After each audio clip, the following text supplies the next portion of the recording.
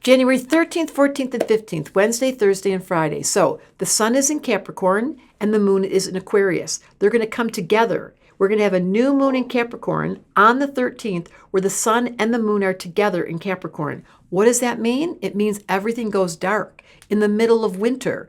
A new moon in Capricorn at 10 p.m. Mountain Time. That's going to happen on the 13th on Wednesday. So then once that new moon happens, we leave behind sun in Capricorn, moon in Aquarius, and there's this crazy thing that's happening. The moon, Saturn, Jupiter, and Mercury are all standing together, and they're squaring Mars and Uranus. This is not a happy day, according to astrology. If you looked on the chart, you'd see these big red lines. It's very, very strong. And their exact degree, the sun is conjunct Pluto, exact degree, and it's like there's a convergence. We call it a conjunction or a stellium, where there are 1, 2, 3, 4, 5, 6 planets all standing together, holding hands, including the sun and the moon. What does it mean? The simple version is if we just left those 6 planets all holding hands, it's so wild, we would say there's a theme. And it has to do with a combination of Capricorn and Aquarius. And that theme describes Capricorn, as we all know, get up and go, ambition, super strong.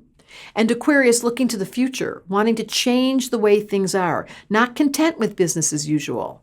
Is this not speaking to the times? So we've got this Pluto-Sun conjunction trying to hold on to the world as it was. We've got all these planets in Aquarius. Finally, Saturn is in Aquarius. This is a big factor for the next 2 years, saying we've got to break the old structure.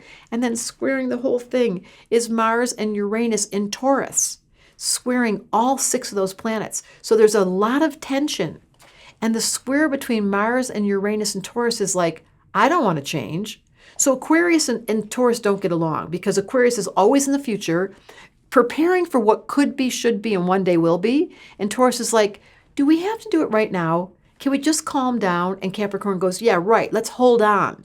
So there's a tension, we can all feel this, between a new world being born and an old world being dated, and not a very good bridge between.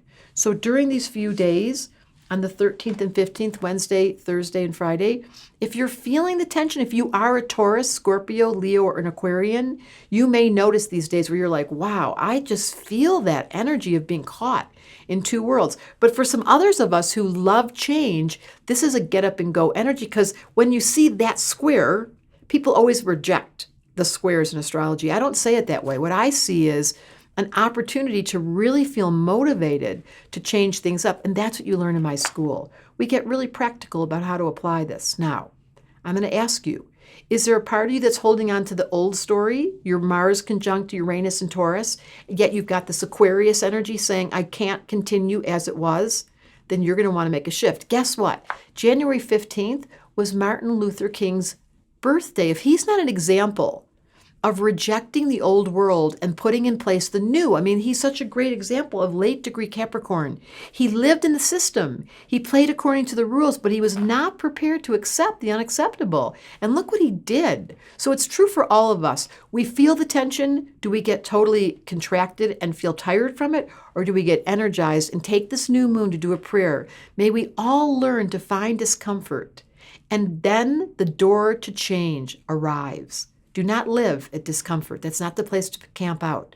You want to use the tension, just like Martin Luther King. He was such a great example, to try to make a difference, even if it hurts. Astrology Answers wanted me to tell you, Martin Luther King's birthday on the 15th, we must honor him. If you like this video, then be sure to join the waiting list for my online school, Applied Astrology. That's where you get to discover the basics of how to read your birth chart, how to give readings to others, your true purpose in this lifetime, and a clear roadmap to follow your path right to falling in love with you.